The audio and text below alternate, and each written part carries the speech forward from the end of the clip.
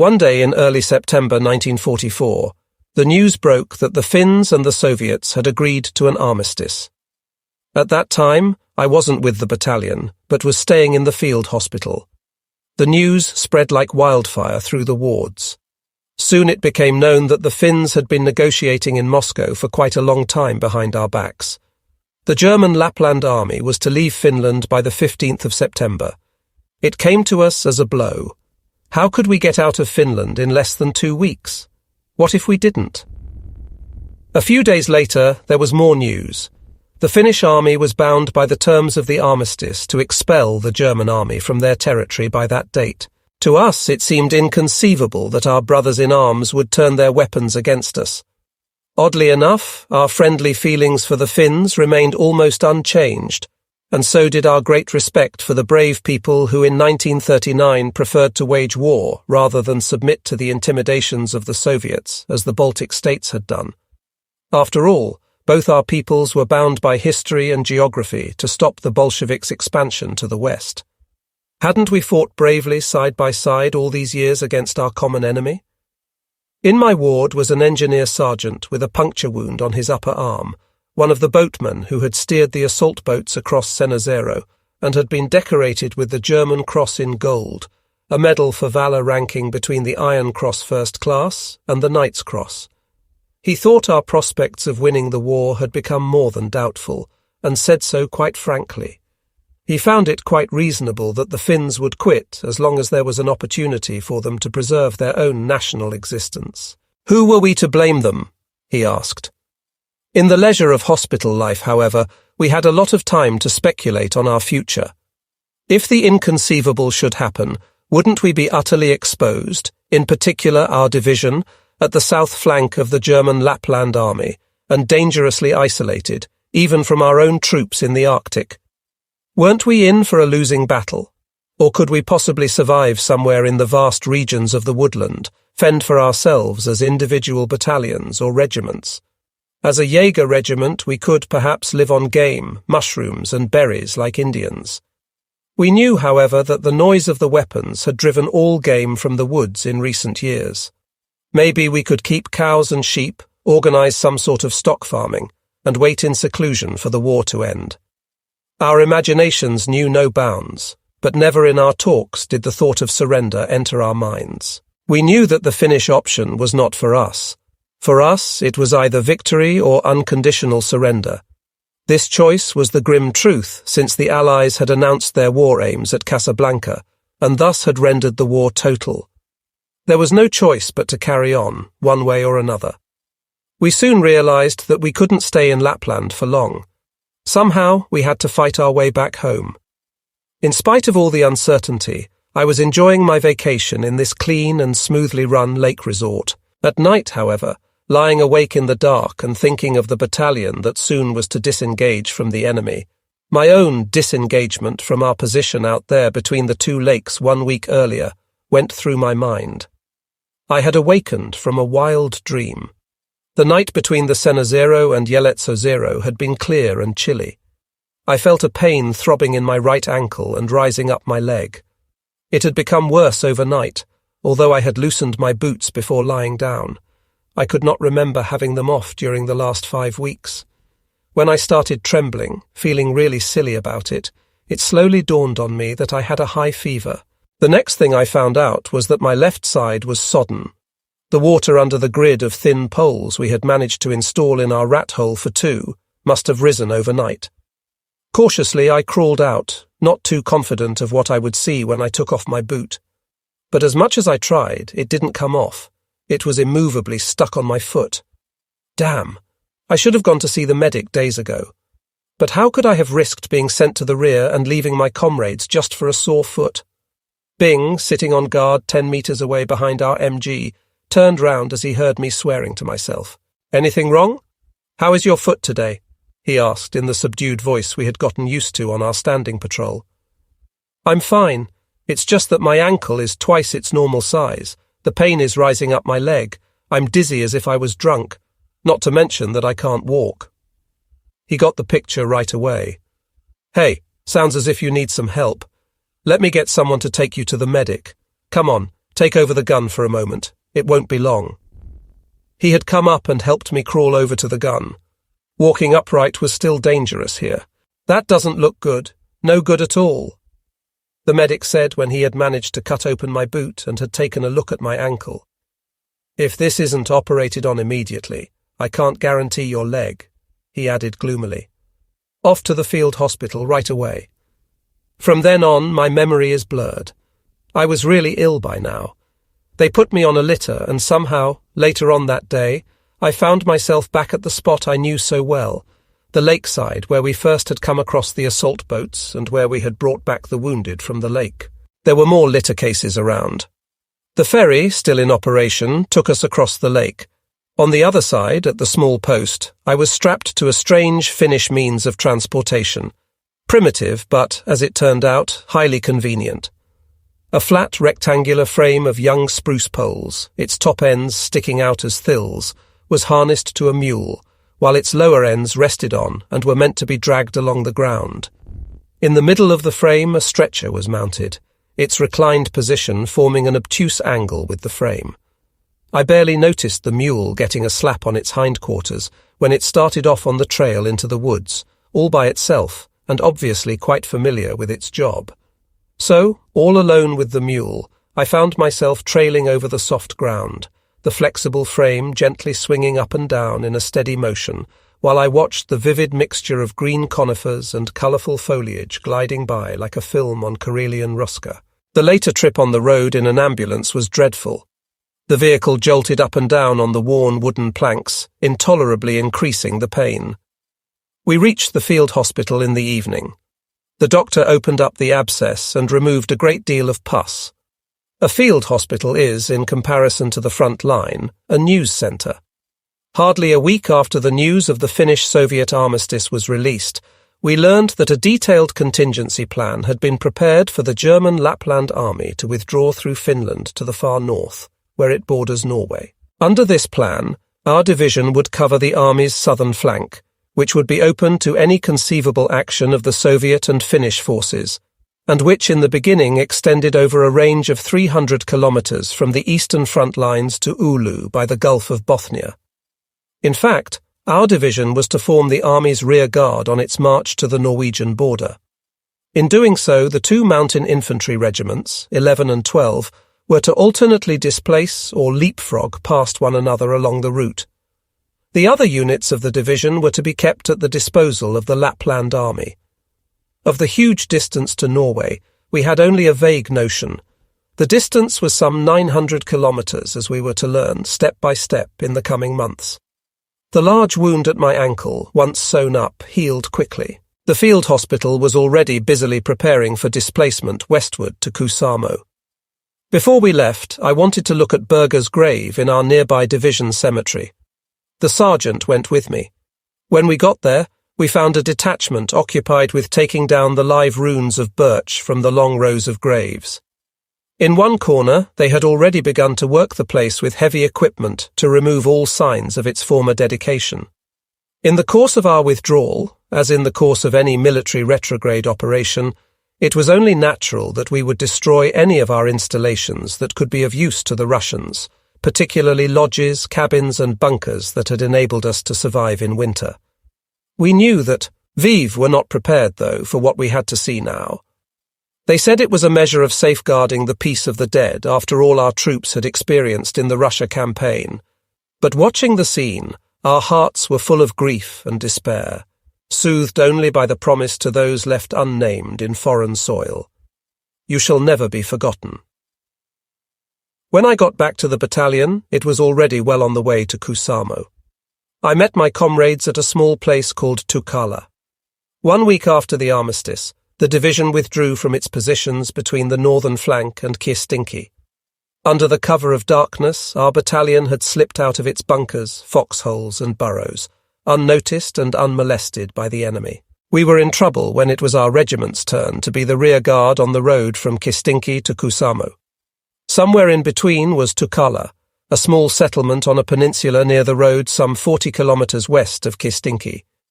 In hot pursuit, the Russians were relentlessly pressuring us from behind, trying to bypass our regiment as we slowly fell back to the west in a long, strung-out column.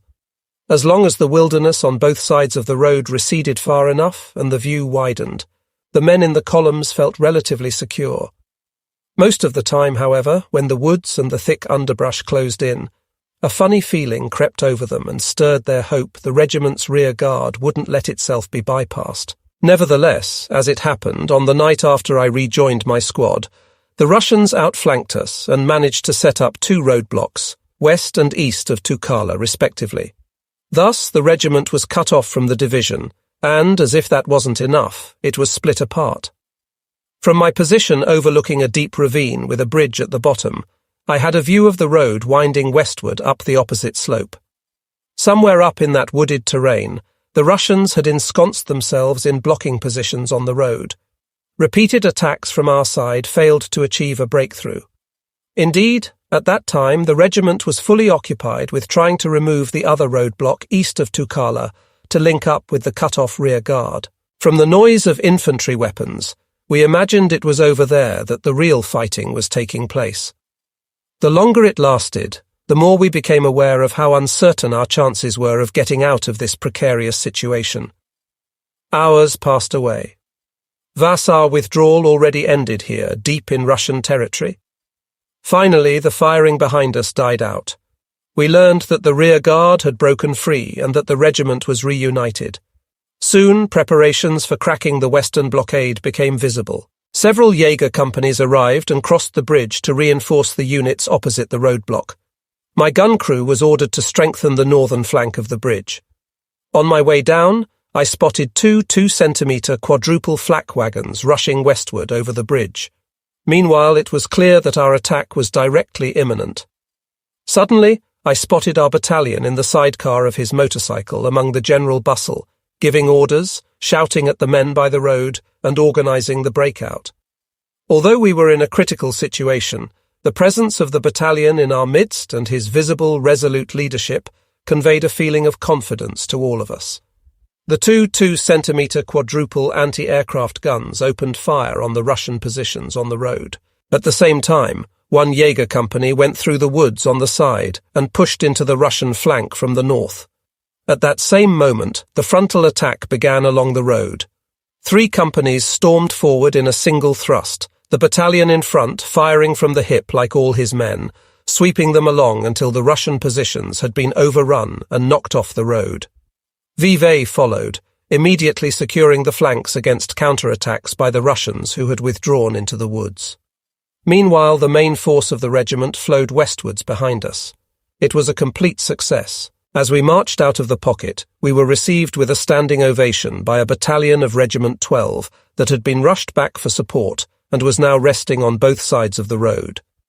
There had been casualties on our side, among them 3 officers and, most painful of all, 2 machine gun squads that had been left by the bridge to cover our retreat and had been unable to disengage from the enemy. It was our last fight with the Russians. We had no further orders to delay the enemy pursuit and therefore reached the Finnish-Russian border unharmed a few days later. As I recall my time with the battalion on Russian territory, I can't think of any actions which could have tarnished our battalion's honour. It is also my firm belief that this notion is true of the other units. Like all the comrades I knew, I was proud to serve with this division. Was it only good luck? Would we have acted dishonourably if confronted with more difficult situations other than plain combat, where friend and foe were clearly distinguished? I don't know. I think our sense of honour wasn't much different from the sense of honour of any normal military unit. Nor did we look down on the Russian soldier. How could we in the face of the Battle of Senozero, or for that matter, the bold encircling manoeuvre we had just experienced? I think the volunteers' only ambition was to excel as good soldiers. What we probably had on both sides were human beings who didn't want to die young, who loved and were loved, and who were ready to achieve something good insofar as they understood it. Kusamo was a place where some of that readiness became apparent. The battalion reached the village early in the morning after it had held the Mannerheim line, a string of fortified positions between the border and Kusamo for some days. From here, Regiment 12 would take over as the Corps' rear guard. It was a short stay. We were to leave the same night, most likely on the road to Rovaniemi. Everywhere in the village, rear parties were busy preparing to leave or removing the rest of the equipment and goods accumulated over the years in the division's main supply base. One could feel the pressure they were under to clear out without delay. In the late afternoon, I went with Shaper through the village looking for an opportunity to rustle some replacement parts. Passing by the church, we were struck by the sight of some engineers who were working with heavy equipment on the belfry. Slightly puzzled, Shaper turned to an NCO who stood by supervising the works. "Say, what on earth are your men up to?"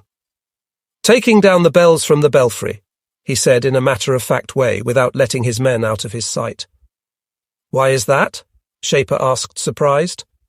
"To rescue them for the time when the war is over," the NCO said. "They'll be buried in the churchyard." "Rescue them from what? From whom?" I curiously cut in. I thought the war was over for the Finns, that they made their peace with the Soviets. The engineer gave me a glance that made me feel stupid. "Look around you, man. Are there any Finns left in the village? They're all gone for fear of Russian occupation. They don't believe in peace. People around here got to know the Red Army, never trusted the Russians anyway. If the villagers have left, are you acting on your own?" Shaper wanted to know. "Yes, we are. On their behalf, of course.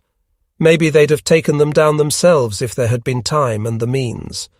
The bells are the last thing they would expect to find unharmed once the Russians left, if they were to return anyway."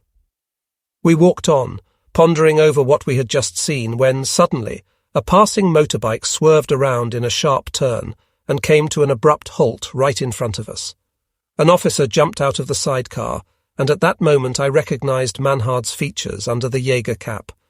We saluted, but he hastened to stretch out his hand to us. It was a real joy to find all of us sound and healthy, and not without reason.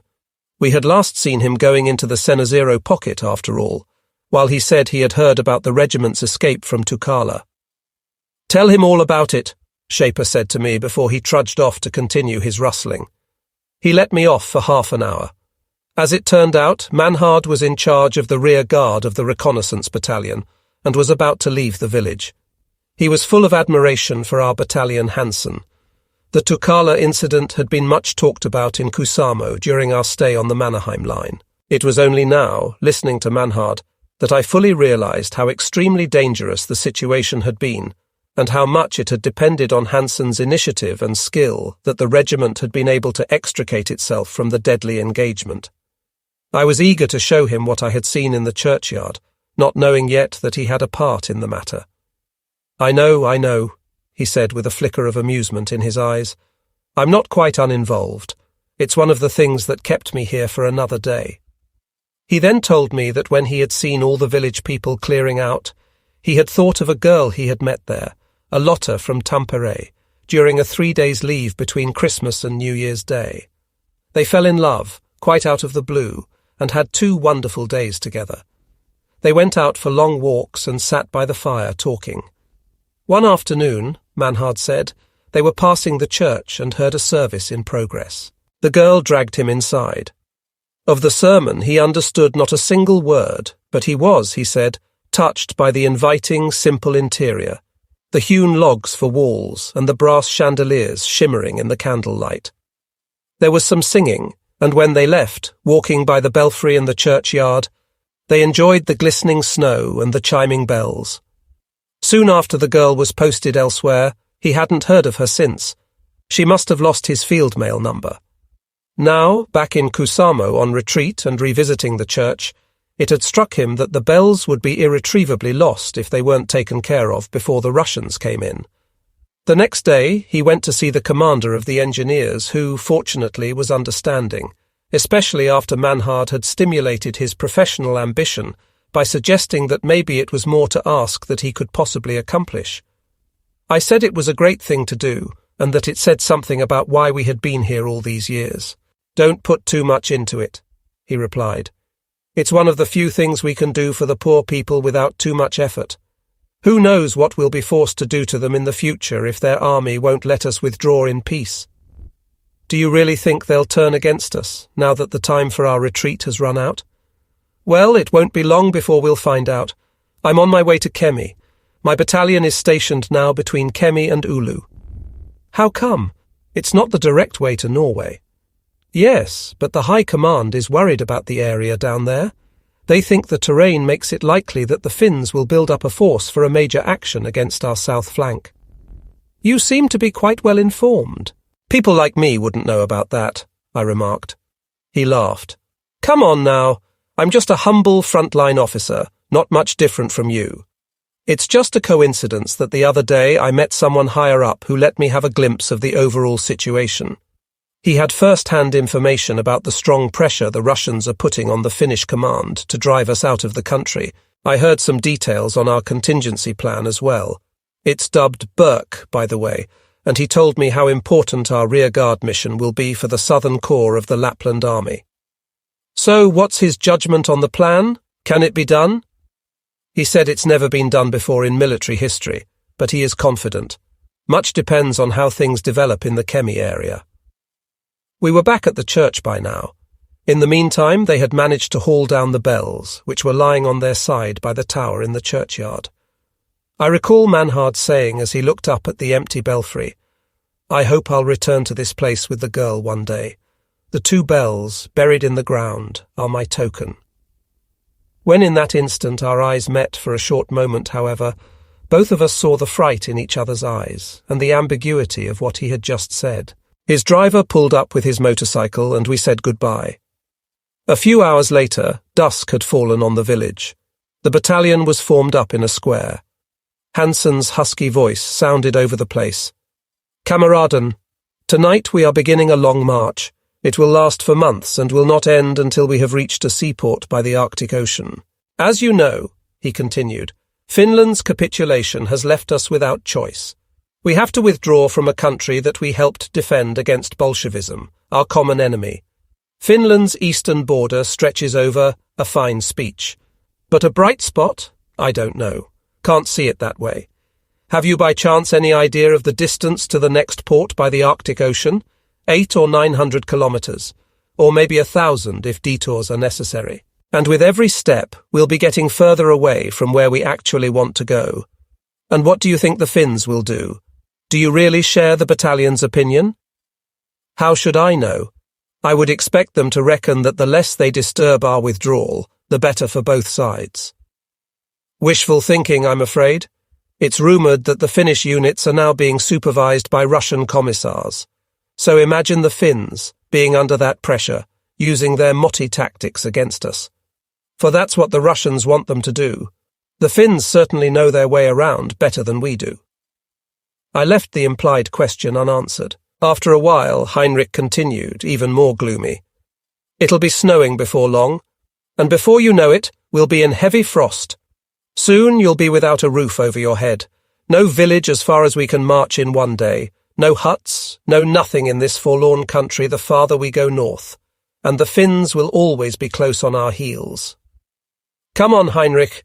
Next you'll fancy them rushing from the woods and cutting down the exhausted remnants of the Lapland army, like the Cossacks who beat up the remnants of Napoleon's army in the winter of 1813.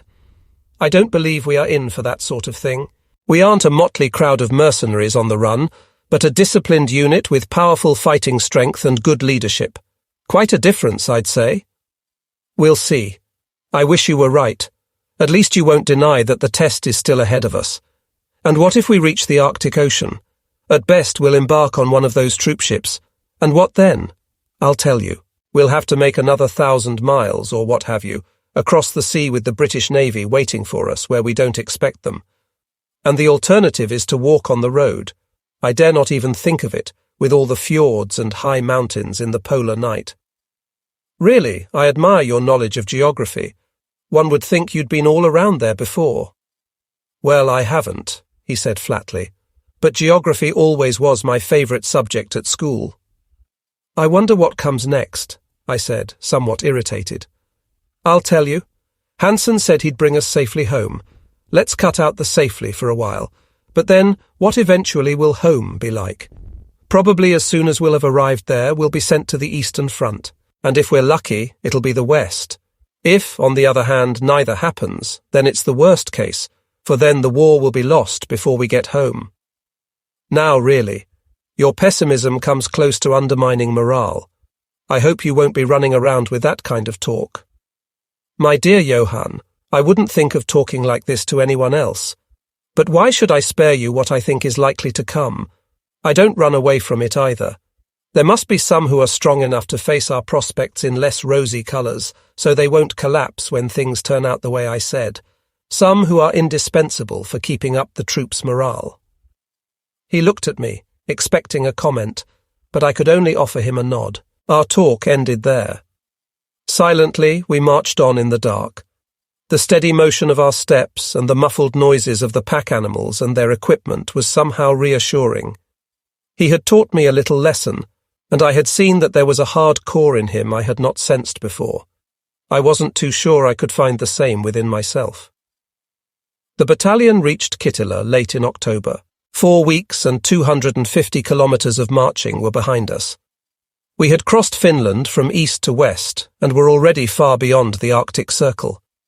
Actually, the small village was nothing but the place of a major break on our march to the north, but in my memory it is a turning point.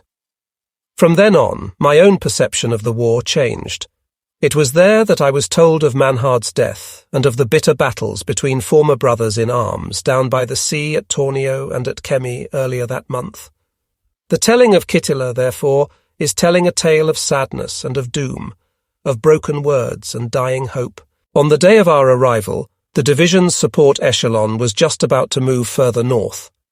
The place was swarming with trucks, ambulances, trains, and in particular, many wounded and medical personnel. The field hospital should have been displaced days ago, but casualties from the fighting in the south still kept coming in, delaying the hospital's departure. They said that only recently a transport had arrived, which had made a detour through Swedish territory, a rumour I couldn't make sense of until later on. I spotted Herweg, Manhard's companion in the reconnaissance battalion near the hospital. It was his plastered leg he was briskly swinging between two crutches that first caught my attention. When he passed by, there was a moment of uncertainty on both sides before I recognized him, and he remembered. He said he had been wounded near Tornio and had arrived with many other casualties a few days earlier, when the field hospital had been removed from Rovaniemi to Kittila. When I asked him about Manhard, he evaded all further questions. He had to move on, he said.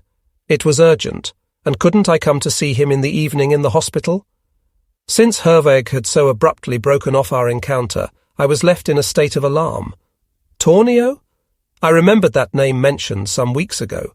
A town right at the Swedish border, linked with the Swedish town of Haparanda by a bridge over the Tornio River that flows into the northern arc of the Gulf of Bothnia. It was a medic who mentioned it when we brought one of our casualties to his dressing station. It was on the day when Russian fighter planes had caught us on the Esmierstrasse, the Arctic Sea Road, northwest of Rovaniemi. They left a ghastly scene of wounded and dying men and animals lying in their blood on a site which only moments before had been so idyllic.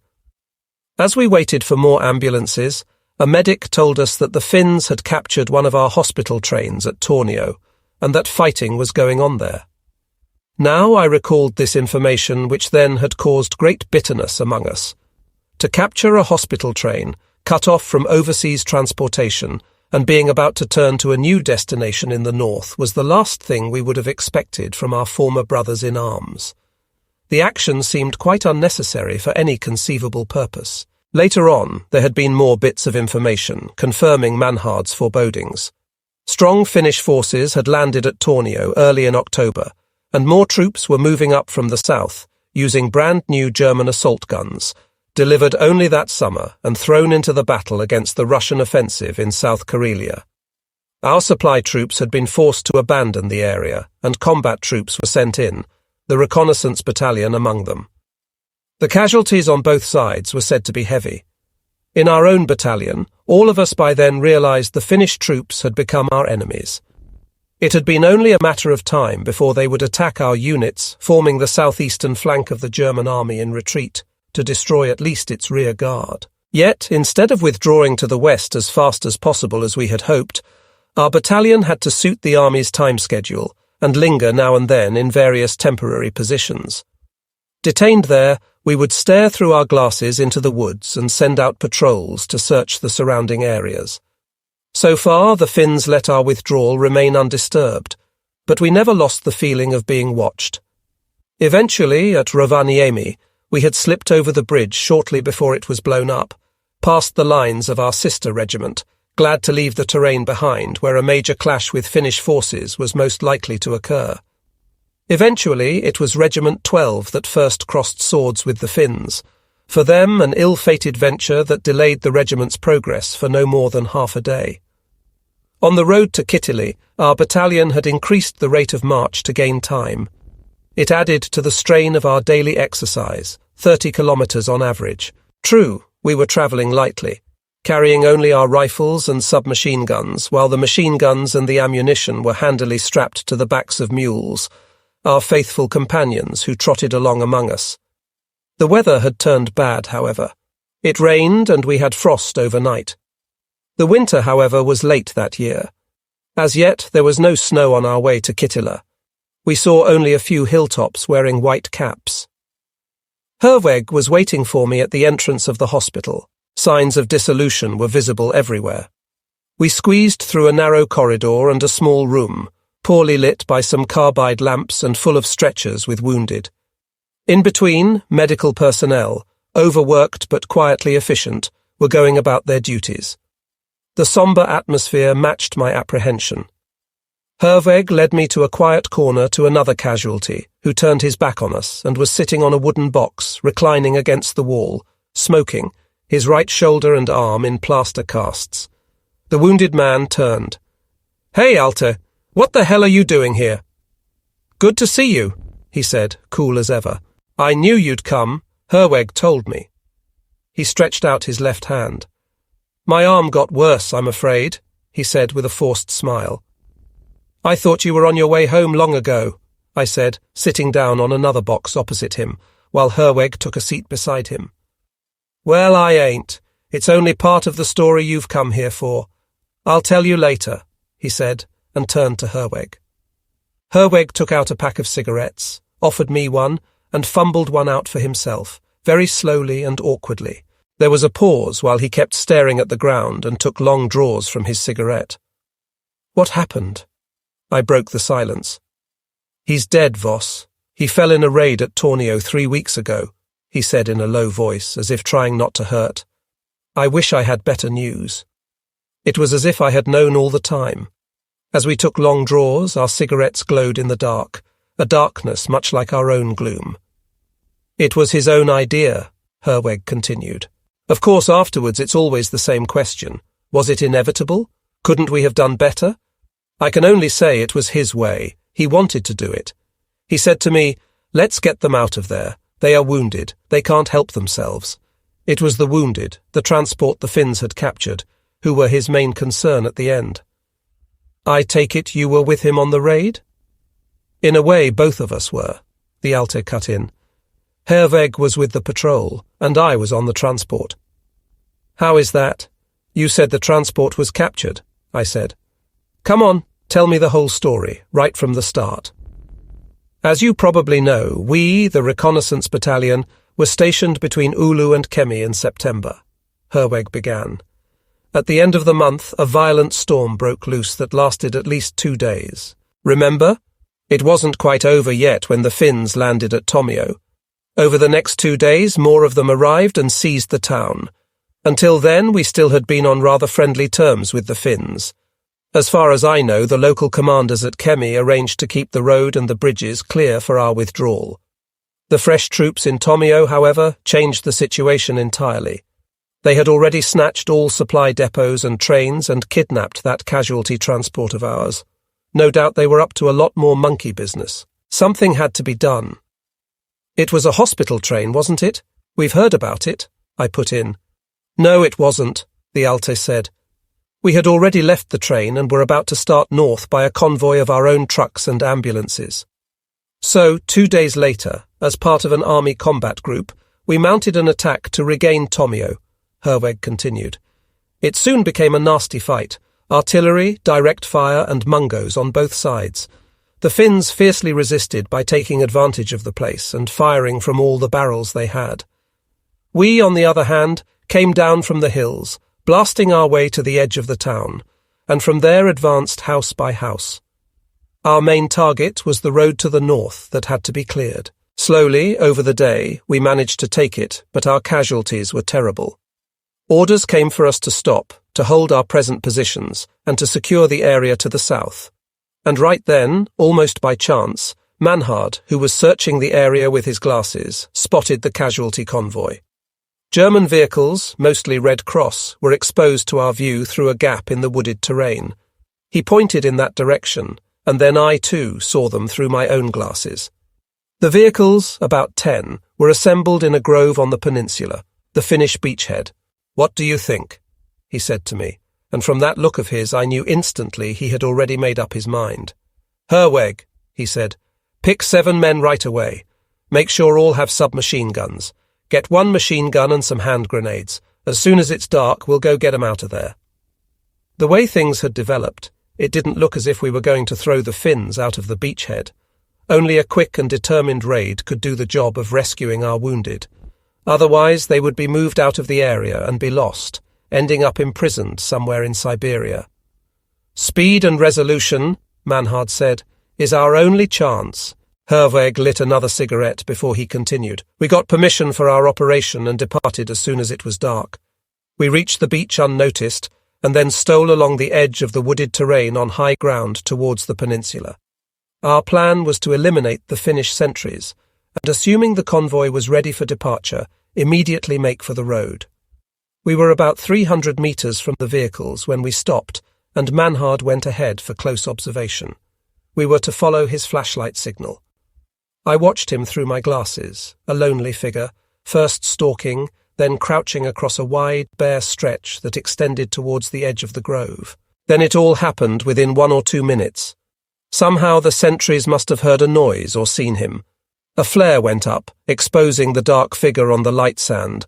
There was some shouting, and then almost instantly they opened fire. He made a last effort, fumbling with his submachine gun when he was riddled by submachine gun bursts at close range. "Wasn't your machine gun giving him cover?" I asked, exasperated. "That's what you were there for, weren't you?"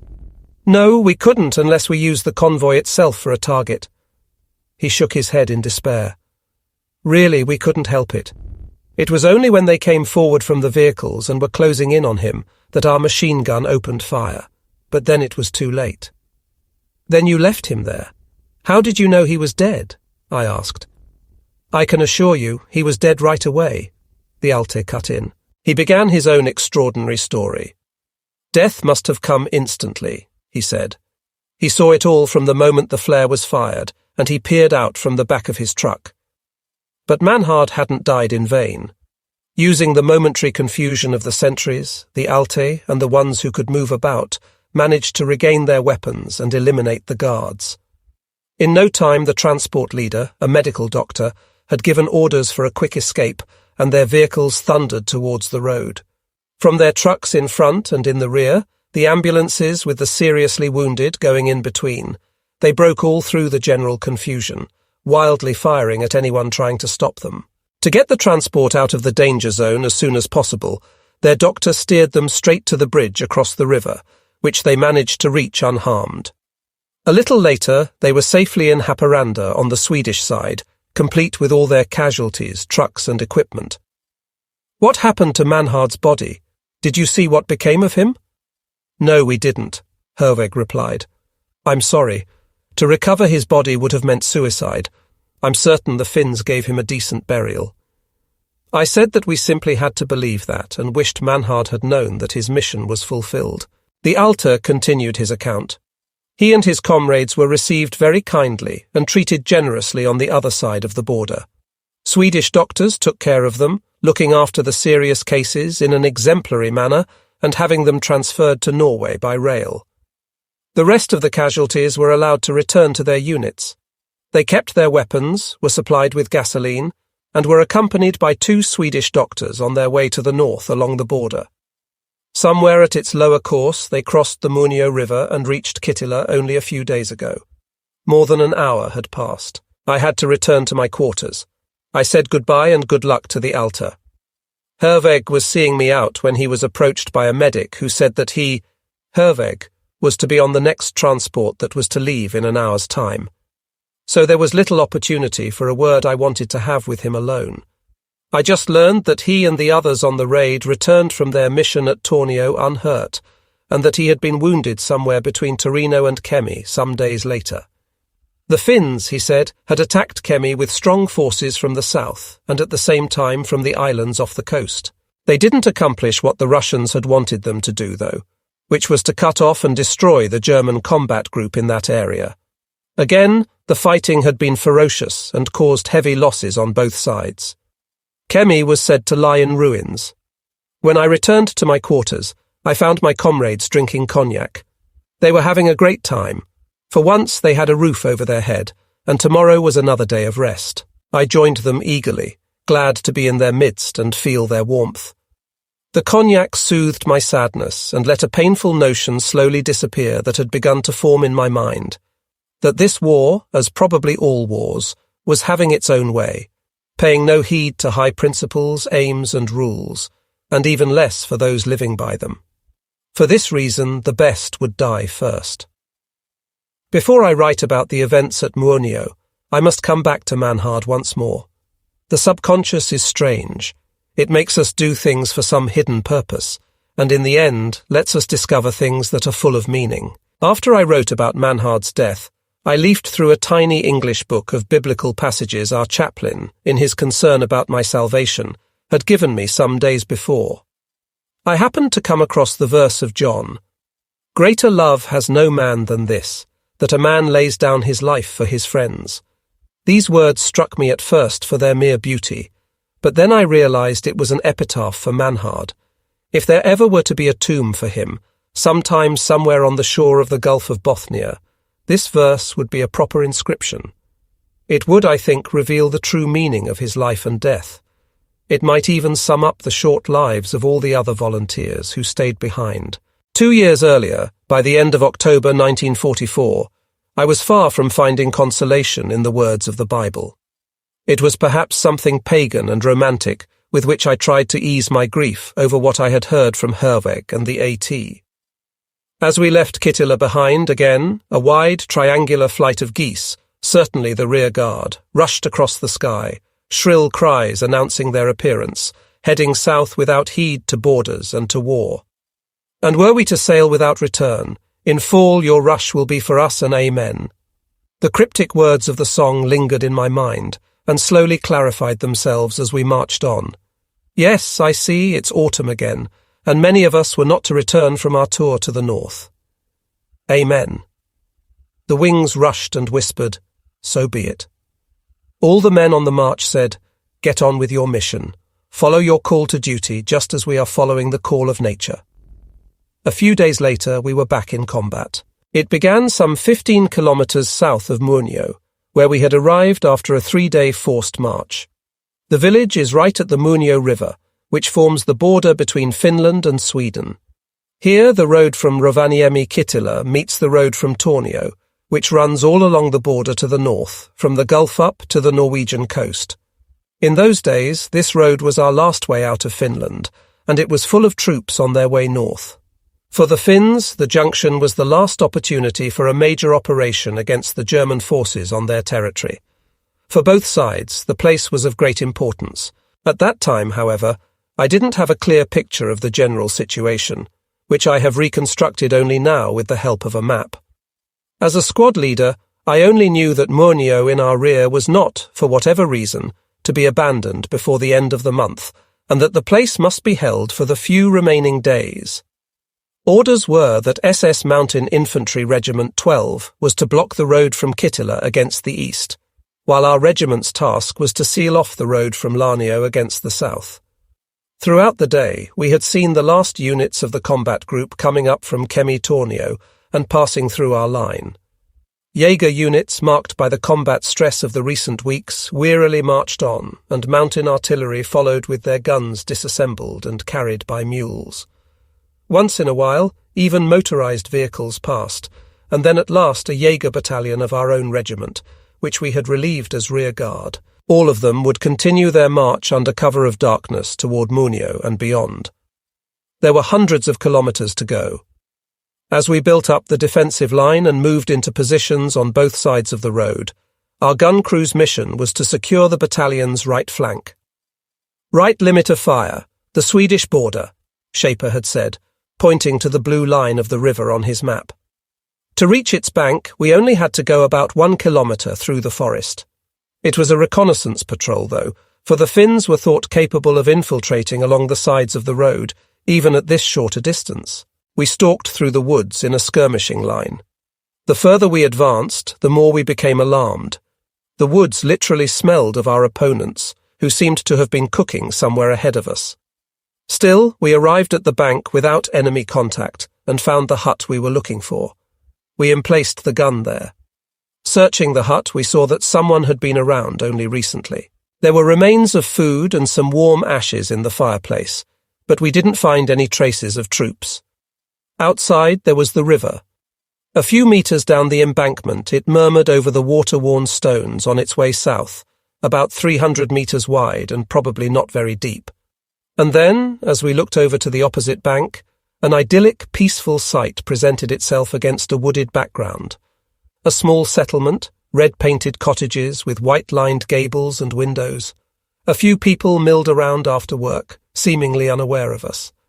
As night fell, lights went on and made the water sparkle. Jesus Maria, it's unbelievable. I had almost forgotten there was anything like it, Stricker said, shaking his head in incredulity. Both of us remained on guard with the gun and listened sharply for any suspicious noises. Next to me, I saw the outlines of the gun and Stricker's profile, looking over his sight, sharply standing out against the lighter surface of the river. Again and again my eyes wandered over to the other side as the lights went out, one after another.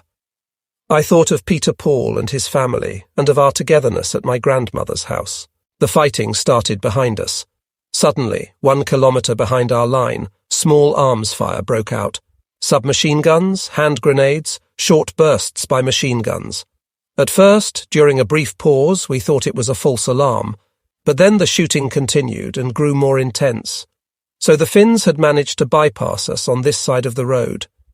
Listening to the firing, we tried to imagine what the fight was like. It lasted for half an hour, the noise slowly shifting east and eventually dying out. We remained alert the rest of the night. At dawn, Bing took over the gun. Just as I was about to have a wink of sleep, he saw them and nudged me with his arm. There, in front of us, about 150 meters away, where the river formed a bend, a line of soldiers came walking toward us. They were at least a platoon, with perhaps more of them behind, reinforcements for the unit operating in our rear. Obviously, they didn't expect us here on the bank, or at least not yet. We lost no time in opening fire, both to keep them at a distance and to alarm the battalion. As our tracers whizzed down the bank, we saw the Finns, only shadows in my field glasses, ducking for cover and then reluctantly returning our fire. Our position was favourable. Under the cover of the hut, we had a good field of fire along the bank. We blasted away at anything we could see moving and kept them at bay. They withdrew. A reconnaissance party from the 12th Company went out, passed by our emplacement, and returned half an hour later to report that the Finns had vanished and that the bank was clear. Our skirmish had aroused the people on the Swedish side from their sleep. They had gathered on the bank, some white-helmeted soldiers with field glasses among them. Full of curiosity, they watched a spectacle which they probably wouldn't see again in a lifetime. The children were chased back to the houses by their mothers. With the enemy behind us, anything could happen now. Our situation could well turn into a matter of life and death, as it had done at Tornio. With the peaceful land so close by and the people looking on, though, our firefight had a distinctly histrionic touch. I was struck by the thought that since there was this audience, we shouldn't disappoint them if worse came to worst. Actually, the situation had deteriorated. From the messenger, we learned that the Finns had ambushed our battalion's trains, in which our supplies and wounded were carried. Several men and animals had been killed, more were wounded, and a Finnish battalion held a wide stretch of the road between us and Munio. As if that wasn't enough, A strong Finnish patrol operating in the rear had come upon our regimental command post during the night. In the ensuing short fight, our regimental commander had been killed by a submachine gun. Further in the distance, we could hear the rolling thunder of artillery from the northeast, the direction where we knew our sister regiment was engaged. So it was in a mood of unpleasant and rising uncertainty that we stayed in our position on the bank of the Muoniojoki. Meanwhile, the Swedes on the other side were going about their daily business. Later that day, we returned to the roadside. Events then began to take place in quick succession. Heinrich was there with his gun squad. Immediately, our 2 machine guns were ordered up the road, northward, to support the 13th Company. Where the road began to bend, we were to report to their company command post. The Finns, they said, had blocked the road right behind. As we were hurrying, we saw that the area on both sides of the road was packed with men from the rifle companies, alert for an assault. We passed mortar emplacements, and with rising spirits spotted the 2-centimetre quadruple flak half-track under camouflage at the edge of the wood. Stricker groaned under the weight of the MG mount on his back, but we hurried on. We were right near the bend when suddenly in front the fireworks erupted. Infantry small arms started first, then Finnish mortars joined in, scattering their shells over the area. In no time, we were in the midst of a deafening battle. A motorcyclist dashed up from behind, passed by at reckless speed, and made for the bend ahead.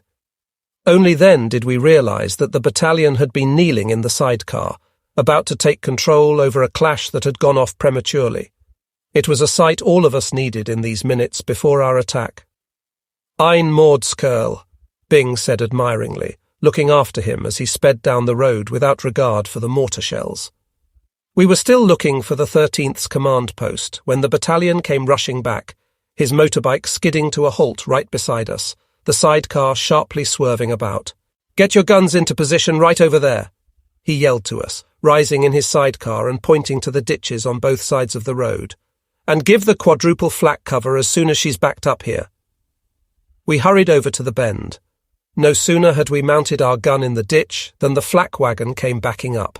It moved into position right in the middle of the road. Clearly visible and elevated, it now was utterly exposed to the Finnish MGs, except for the armoured shield in front of the crew.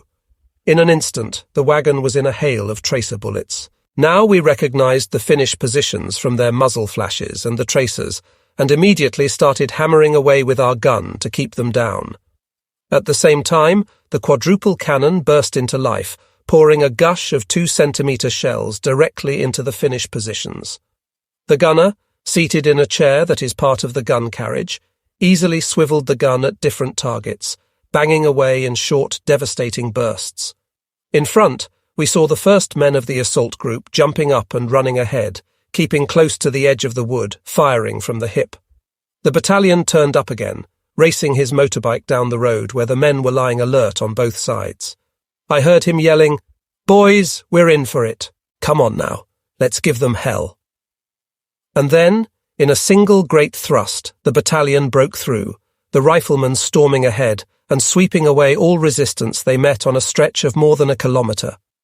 We dismounted our gun from the mount, left our ditch, and ran forward with the others.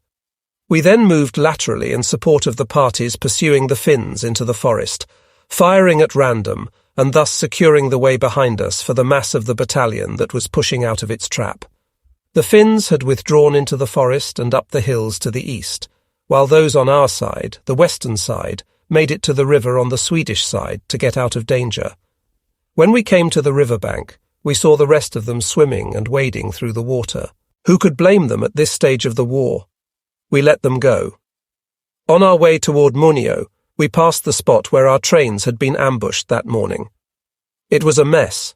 Wrecked vehicles and dead mules were still lying about on the side of the road. Our wounded had been rescued. Our dead had been laid on carts to be taken with us for a decent burial. We reached Muonio by night. We couldn't stay there. Finnish artillery had followed up and was shelling the village.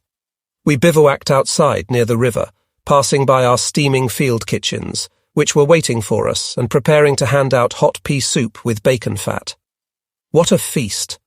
The next morning we were again assigned as the rear guard, and moved into a position before the first houses of the village. We were to hold the line until dark. Heinrich came over for a palaver. He met the messenger and had more news. SS Mountain Infantry Regiment 12 had had a very similar experience first, an attack on the regimental command post, and then their rearguard battalion was encircled. They too had shot their way out of it, but their death toll on that road was high. Before Heinrich left, he said, "Come on, I'll show you something. You simply must have a look." His gun was emplaced by the road next to the village sign. "Here, look," he said, pointing to the post. What I saw were several Finnish medals nailed to the sign, while right above the word Muonio, the words Das War, were crudely painted in black letters. Seeing my puzzled face, he explained. It was the battalion who had nailed up his Finnish decorations first, his officers following his example. When he had reached the spot where the Finns had ambushed our trains, he saw the wounded being rescued and the corpses of the dead mule skinners. Most of the latter had been killed with their rifles still slung across their backs. So much were they taken by surprise. The scene had driven him berserk, and now he was thinking of revenge. But what really could he do except destroy the place that was to be set on fire anyway? It ended up with a ceremonial act of revenge, grimly carried out, to soothe the mind of the officer who was deeply hurt by what he had seen and frustrated about his failure to protect his less seasoned soldiers.